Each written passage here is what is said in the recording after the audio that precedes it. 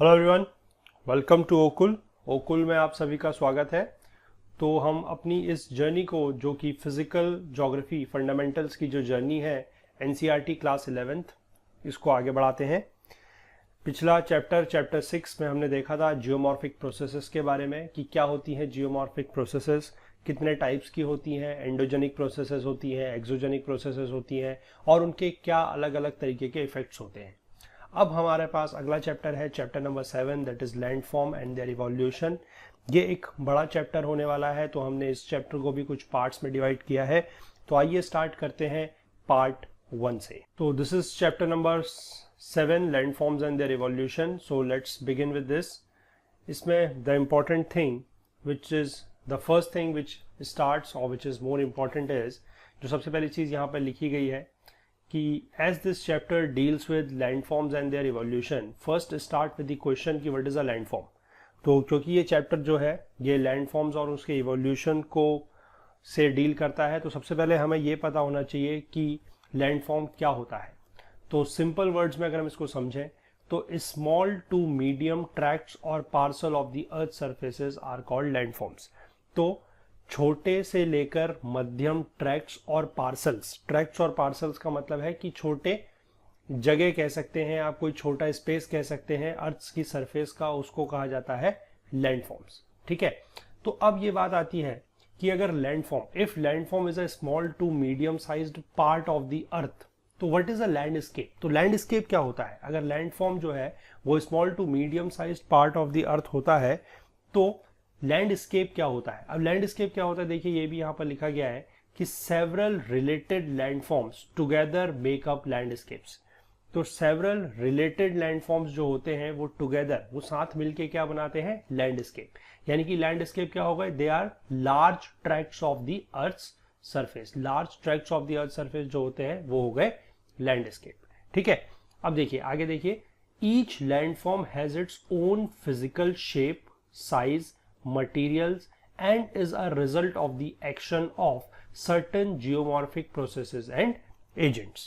तो each landform has its own physical shape, उसका अपना physical shape होता है, size होता है, वो अलग material के बने होते हैं और they are the result of the action of certain geomorphic processes and agents। इनके action के द्वारा वो बने हुए होते हैं। आगे देखिए, actions of most of the geomorphic processes and agents are slow and hence the result takes a long time to take shape। ठीक है, अब जो जियोमॉर्फिक एजेंट्स होते हैं या जो जियोमॉर्फिक प्रोसेसेस होती हैं, उनके जो रिजल्ट्स होते हैं या जो उनका एक्शंस होते हैं वो कैसे होते हैं? They are slow. अब वो स्लो होते हैं तो उनका जो रिजल्ट होता है वो आपको दिखने में काफी ज्यादा टाइम लगता है।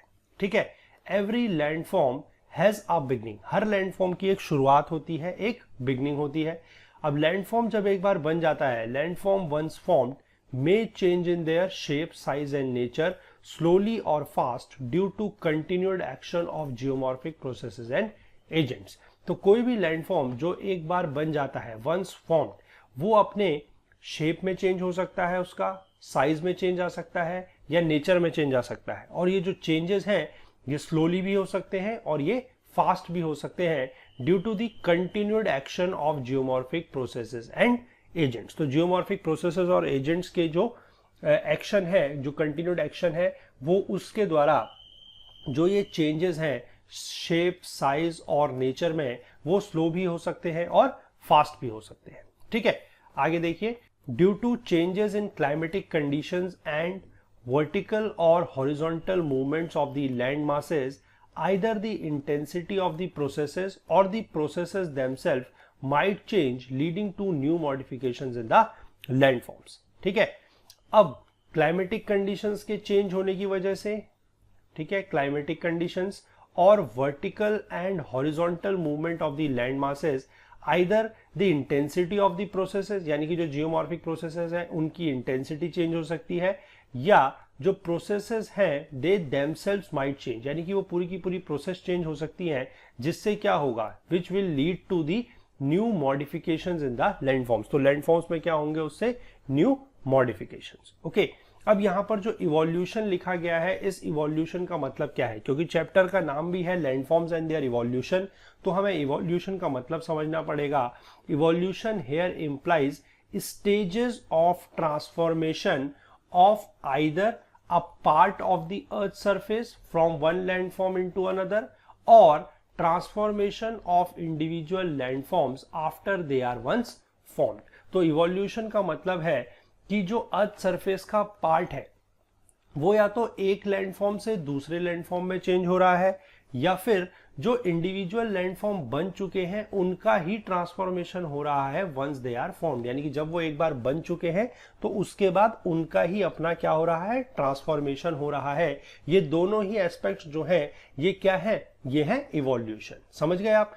या तो एक लैंडफॉर्म से दूसरे लैंडफॉर्म में चेंज हो रहा है, या फिर जो एक लैंडफॉर्म बन चुका है उसी का क्या हो रहा है, transformation, that is the evolution. Okay, इसका मतलब ये है कि that means each and every landform has a history of development and changes through time। यानी कि सारे के सारे लैंडफॉर्म का क्या रही होगी, एक हिस्ट्री रही होगी या एक इतिहास रहा होगा, और वो टाइम के साथ क्या कर रहे होंगे, they might change with time. A landmass passes through stages of development somewhat comparable to the stages of life। तो लैंडमास का भी जो चेंज है, जो लैंडमास है वो स्टेजेस ऑफ डेवलपमेंट में के थ्रू पास करता है, जैसे कि लाइफ की स्टेजेस होती हैं, यूथ होता है, मैच्योर एज होती है, फिर ओल्ड एज होती है। तो उस तरीके से ही जो आपका लैंडमास है वो भी धीमे धीमे स्टेजेस ऑफ डेवलपमेंट से पास होता हुआ इवॉल्व करता है। उसकी भी एक यूथ होती है, एक मैच्योर एज होती है और एक ओल्ड एज होती है। ठीक है, अब हमारे पास अलग अलग टाइप के प्रोसेसेस हैं, जैसे कि हम, या जियोमॉर्फिक प्रोसेसेस हैं, जैसे कि रनिंग वाटर है। ठीक है, अब इस रनिंग वाटर से हमारे क्या क्या लैंडफॉर्म्स बनते हैं, उनका किस किस तरीके से इवोल्यूशन होता है, ये हम देख लेते हैं आगे। चलिए स्टार्ट करते हैं लैंडफॉर्म्स ऑफ रनिंग वाटर से। ठीक है, देखिए, इन ह्यूमिड रीजन्स मतलब जहां पर ज्यादा बारिश होती है, वहां पर क्या होता है, which receive heavy rainfall, running water is considered the most important of the geomorphic agents in bringing about the degradation of the land surface. तो जहां पर बारिश ज्यादा होती है, यानी कि जो ह्यूमिड रीजन होता है, वहां पर रनिंग वाटर को मोस्ट इंपॉर्टेंट कंसिडर किया जाता है in bringing about the degradation of the land surface. यानी कि जो लैंड सरफेस का डिग्रेडेशन करने के लिए जो मोस्ट इंपॉर्टेंट जियोमॉर्फिक एजेंट है वो माना जाएगा ऐसी जगहों पर क्या, रनिंग वाटर। ठीक है, अब रनिंग वाटर के देखिए दो कंपोनेंट होते हैं, there are two components of running water. One is overland flow of general land surface as a sheet, another is linear flow as stream and river in valleys। तो पानी जो है उसके जो रनिंग वाटर है उसके दो प्रकार होते हैं, टू कंपोनेंट्स होते हैं, टू टाइप्स होते हैं। क्या होते हैं, एक तो है overland flow on general land surface as a sheet, यानी कि किसी जमीन की सतह के ऊपर, सरफेस के ऊपर वो शीट के फॉर्म में फ्लो कर रहा है, ओवरलैंड फ्लो हो रहा है in the form of a sheet. या फिर दूसरा है linear flow as streams and rivers, यानी कि वो स्ट्रीम्स की तरह या रिवर की तरह वैलीज में फ्लो कर रहा है। ये दो कंपोनेंट्स हैं। ठीक है, अब इसमें आगे लिखा है कि most of the erosional landforms made by running water are associated with vigorous and youthful rivers flowing over steep gradients.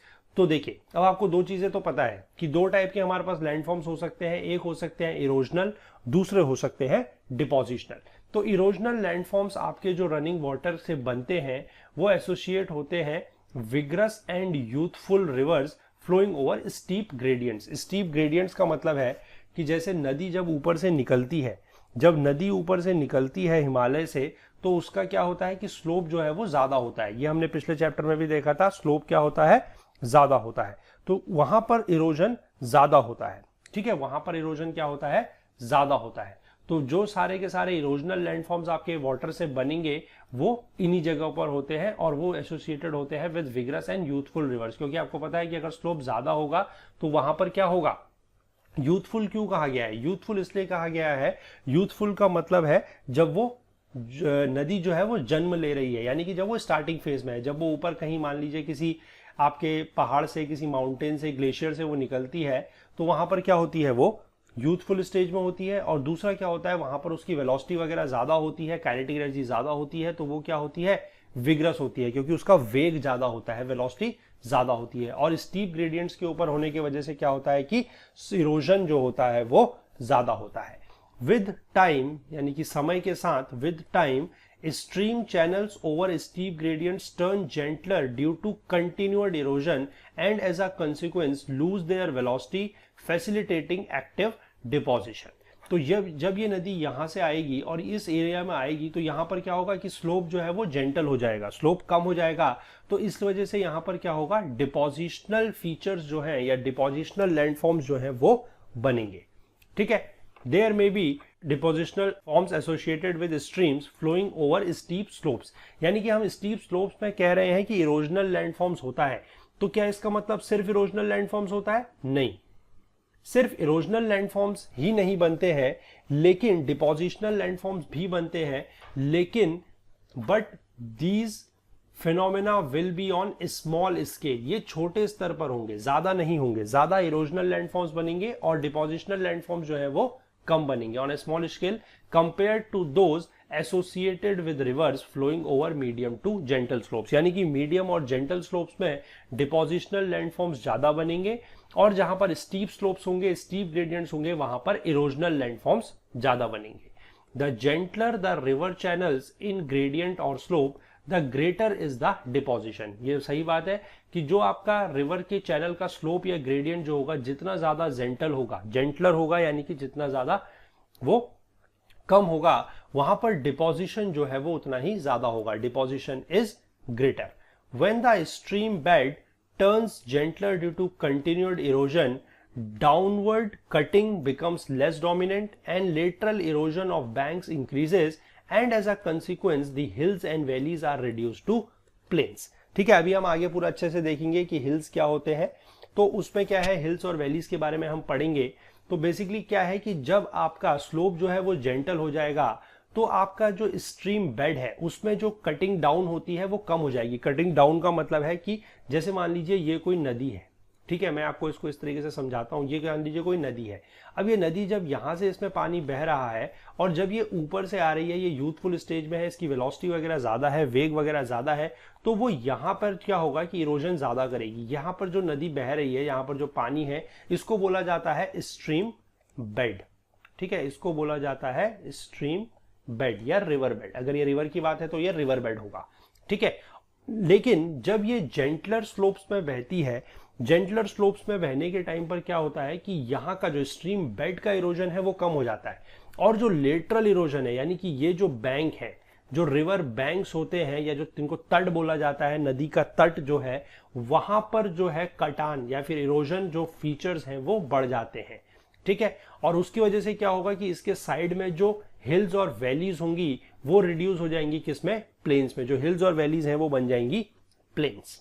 ठीक है, नेक्स्ट हम देखते हैं overland flow causes sheet erosion. अब ये देखिए बहुत इंपॉर्टेंट टर्म है। नए नए टर्म्स आपको इस चैप्टर में बहुत ज्यादा मिलेंगे, तो बहुत ध्यान से पूरा वीडियो देखिएगा, तभी आपको ये सारे वर्ड समझ में आएंगे।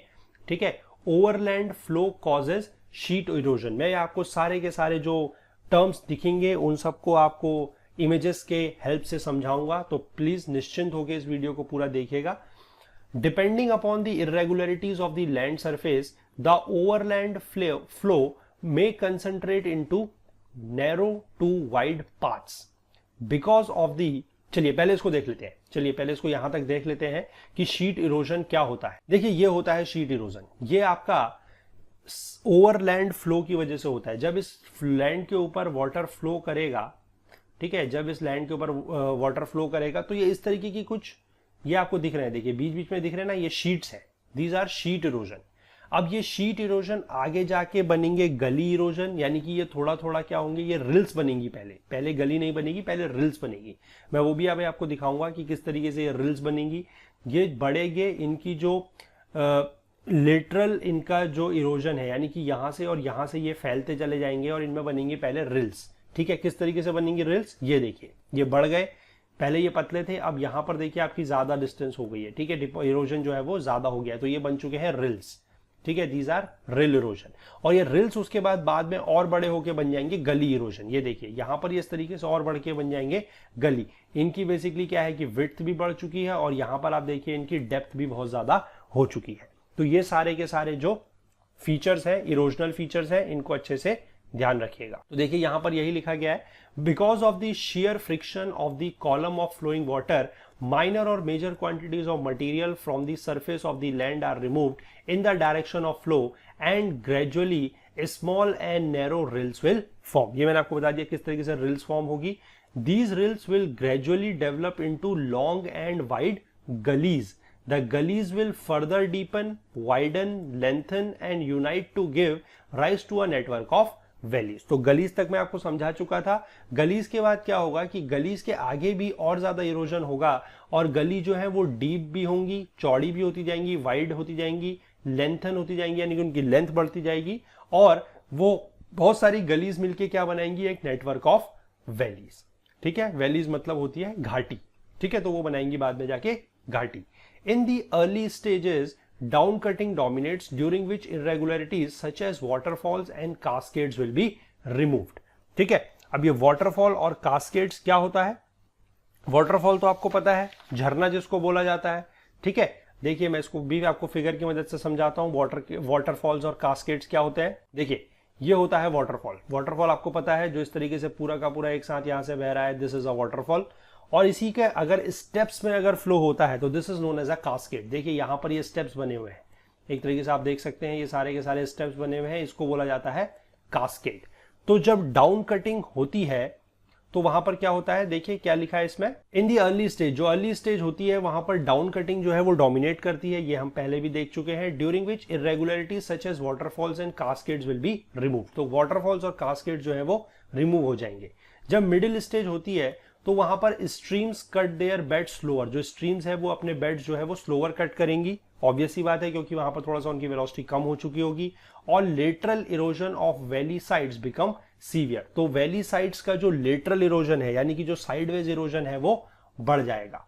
Gradually the valley sides are reduced to lower and lower slopes. तो वैली साइड्स का जब क्या हो रहा है, जब लेटरल इरोजन हो रहा है तो उनके जो स्लोप्स हैं वो कम होते चले जाएंगे। और divides between drainage basins are likewise lowered until they are almost completely flattened, leaving finally a lowland of faint relief with some low resistant remnants called monadnocks standing out here and there। अब देखिए ये बहुत important concept है, इसको हम figure की मदद से समझते हैं।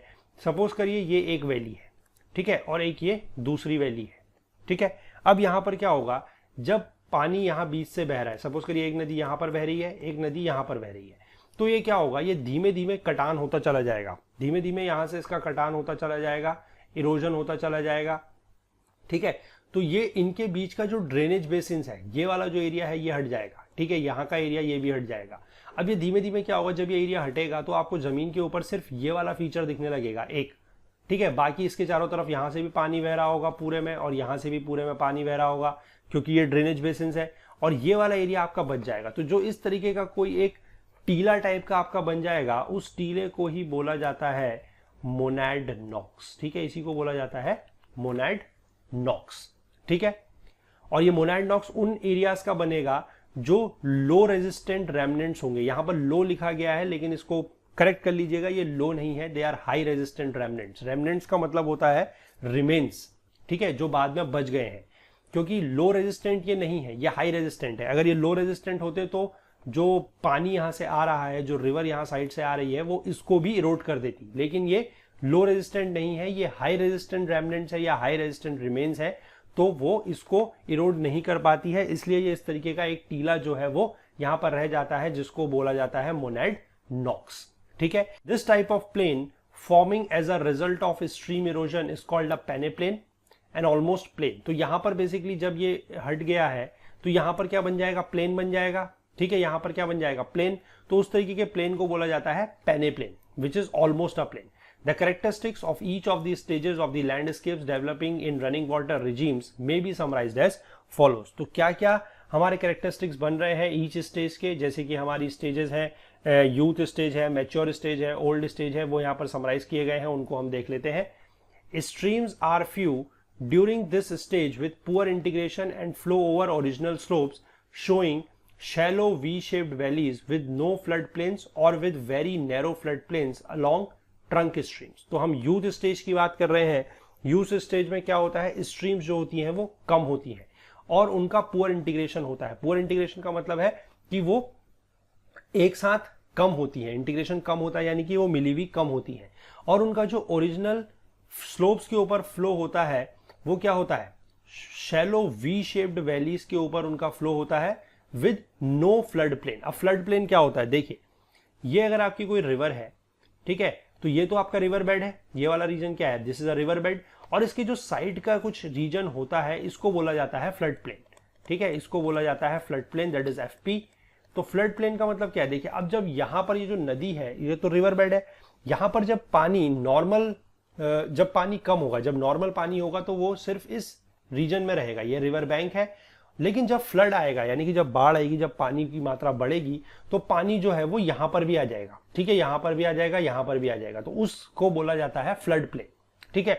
तो इसमें क्या होता है, यूथ स्टेज में या तो फ्लड प्लेन कम होते हैं या फिर नहीं होते हैं, या तो वेरी नैरो फ्लड प्लेन होते हैं या नो फ्लड प्लेन होते हैं, ठीक है, अलोंग दी ट्रंक स्ट्रीम्स। ये आपकी जो है these are your trunk streams, ठीक है। Stream divides are broad and flat with marshes, swamp and lakes. Stream divides जो होते हैं यानी कि ये एक स्ट्रीम है और दूसरी स्ट्रीम इधर होगी कहीं, स्ट्रीम डिवाइड्स जो होते हैं वो ब्रॉड होते हैं और फ्लैट होते हैं with marshes, swamps and lakes. अब ये मार्शेस और स्वैम्प्स जो वर्ड है, ये दोनों आपको लगभग एक से लगेंगे, लेकिन इन दोनों में थोड़ा सा अंतर है। ये दोनों के दोनों ही वेटलैंड होते हैं, लेकिन एक चीज का ध्यान रखिएगा कि मार्शेस जो होते हैं वहां पर होते हैं हर्बेशियस प्लांट्स, ठीक है, मार्शेस में होते हैं, मैं लिख दे रहा हूं यहां पर, हर्बेशियस प्लांट्स, ठीक है। हर्बेशियस प्लांट्स का मतलब होता है जिनमें वुडी स्टेम नहीं होता। वुडी स्टेम मतलब जिनमें लकड़ी का तना नहीं होता, जैसे कि ग्रास एंड रीड्स। एक वर्ड आपको सुनने को मिल रहा है यहाँ पर नया, जिनमें होता है ग्रास एंड रीड्स, यानी ग्रास तो आपको पता है घास, और रीड्स का मतलब होता है टॉल ग्रास लाइक प्लांट्स, यानी कि ये ग्रास के जैसे ही होते हैं, टॉल होते हैं। तो इनमें वुडी स्टेम नहीं होता, कहां पर, मार्शेस में। जबकि स्वैम्स में क्या होता है, स्वैम्स भी एक वेटलैंड ही है, they are dominated by trees and other woody plants. वहां पर ट्रीज और वुडी प्लांट्स जो होते हैं वो डोमिनेट करते हैं, कहां पर, स्वैम्स में। जबकि मार्शेस में क्या होती है, grasses and reeds. What are reeds, they are tall grass like plants, ठीक है। Meanders if present develop over these broad upland surfaces. Meanders basically कुछ नहीं होता है, ये एक चैनल का फ्लो पैटर्न होता है जिसमें नदी जो है वो सीधे बहने की बजाय बल्कि इस तरीके से ऐसे ऐसे बहती है, जिसको बोला जाता है मींडरिंग। इसको हम आगे पढ़ेंगे, ठीक है। These meanders may eventually entrench themselves into the uplands. तो ये जो मींडर्स हैं ये जो है वो क्या कर सकते हैं, अपलैंड्स में एंट्रेंच कर सकते हैं, यानी कि ये अपलैंड्स में पहुंच सकते हैं। Waterfalls and rapids may exist where local hard rock bodies are exposed. क्योंकि वाटरफॉल्स और रैपिड्स बन सकते हैं क्या, कहां पर, जहां पर लोकल हार्ड रॉक्स जो है वो दिख रहे हैं, एक्सपोज्ड हो रहे हैं, वहां पर बन सकते हैं वाटरफॉल्स एंड रैपिड्स। ये थी बात आपकी यूथ स्टेज की। अब हम बात कर लेते हैं मैच्योर स्टेज की। मैच्योर स्टेज में क्या होता है, streams are plenty with good integration. अब यहां पर स्ट्रीम्स ज्यादा है, स्ट्रीम्स ज्यादा भी है और उनका इंटीग्रेशन भी जो है वो अच्छा है, गुड इंटीग्रेशन है। इसका मतलब क्या है कि वो नदियां जो है वो आपस में, जो स्ट्रीम्स है वो आपस में मिल रही हैं। जो वैलीज हैं they are still V shaped, वो अभी भी वी शेप्ड है बट डीप, अब वो गहरी हो चुकी है। Trunk streams are broad enough to have wider floodplains within which streams may flow in meanders confined within the valley। जो ट्रंक स्ट्रीम्स हैं वो ब्रॉड हो गई हैं, चौड़ी हो गई हैं, उनका जो फ्लड प्लेन है वो भी वाइडर हो चुका है, और वहां पर जो स्ट्रीम्स हैं दे मे फ्लो इन मींडर्स, यानी कि वो एक जिगजैग टाइप का पैटर्न हो सकता है या एक इरेगुलर पैटर्न आप कह सकते हैं, इस तरीके का हो सकता है कुछ। वहां पर क्या होंगी, ये नदियां इस तरीके से बह सकती हैं, स्ट्रीम्स इस तरीके से बह सकती हैं, and confined within the valley, लेकिन वो वैली के अंदर ही कन्फाइंड रहेंगी, सीमित रहेंगी। The flat and broad inner inter stream areas and swamps and marshes of youth disappear. जो इंटर स्ट्रीम एरिया यानी कि दो स्ट्रीम के बीच का जो एरिया है, जो फ्लैट और ब्रॉड एरिया था, वो स्वैम्प्स, मार्शेस जो थी, जो यूथ स्टेज में थी, वो यहां पर डिसअपियर हो जाएंगी, और जो स्ट्रीम्स हैं वो शार्प हो जाएंगी, यानी कि वो तीखी हो जाएंगी। शार्प हो जाएंगी का मतलब यह है कि उनका जो स्लोप वगैरह है वो बढ़ जाएगा। वाटरफॉल्स एंड रैपिड्स जो है वो डिसअपियर हो जाएंगे। जो वाटरफॉल्स और रैपिड्स थे वो क्या हो जाएंगे, यहां पर गायब हो जाएंगे, डिसअपियर हो जाएंगे। आगे देखते हैं ओल्ड स्टेज में क्या होता है। Smaller tributaries during old age are few with gentle gradients. ठीक है, ट्रिब्यूटरीज मतलब होती हैं, जैसे मान लीजिए ये कोई नदी है, ये बहुत सारी नदियां या स्ट्रीम्स मिलके इस तरीके से आगे कोई ऐसे चल रही हैं, ठीक है, ये यहां से ऐसे आ रही हैं, तो ये सारी की सारी हो गई इसकी ट्रिब्यूटरीज, जिसको हम बोलते हैं सहायक नदियां। ठीक है, तो ओल्ड स्टेज के दौरान ये कम होती हैं और इनका स्लोप भी क्या होता है, जेंटल होता है, कम होता है slope. Streams meander freely over vast floodplains showing natural levees, oxbow lakes, etc. यहां पर क्या था, देखिए मिंडर्स यहां पर भी थे, लेकिन यहां पर जो मिंडर्स थे they are confined within the valley, वो सिर्फ वैली के अंदर सीमित थे।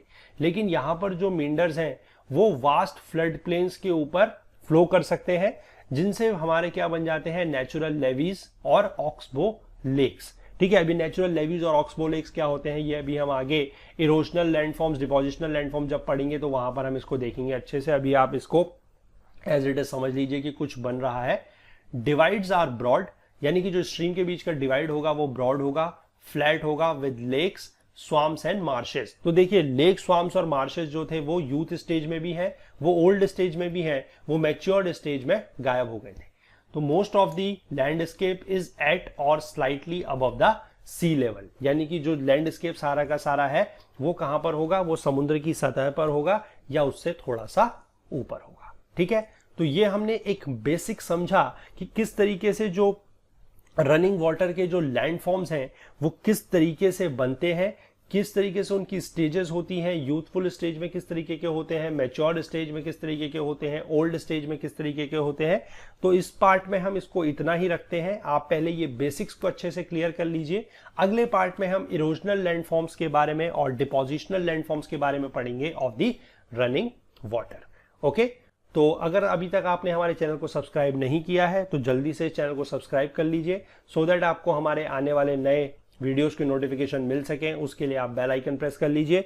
और अगर आपको हमारे कमेंट्स, अगर हमारे कंटेंट से रिलेटेड कोई भी कमेंट्स है, कोई क्वेरीज हैं, कोई डाउट्स है, तो वो आप हमें नीचे कमेंट सेक्शन में लिख सकते हैं, या फिर आप हमसे जुड़ सकते हैं हमारे फेसबुक पेज के थ्रू, ट्विटर पेज के थ्रू, टेलीग्राम चैनल के थ्रू, वेबसाइट के थ्रू या हमारी ईमेल आईडी के थ्रू। सभी के सभी लिंक्स जो है वो नीचे डिस्क्रिप्शन बॉक्स में दिए गए हैं।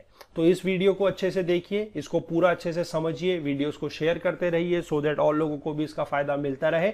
अगले पार्ट में हम इरोजनल लैंडफॉर्म्स और डिपोजिशनल लैंडफॉर्म्स के बारे में बात करेंगे रनिंग वाटर के लिए। तो stay tuned for that video. Enjoy learning with ओकुल।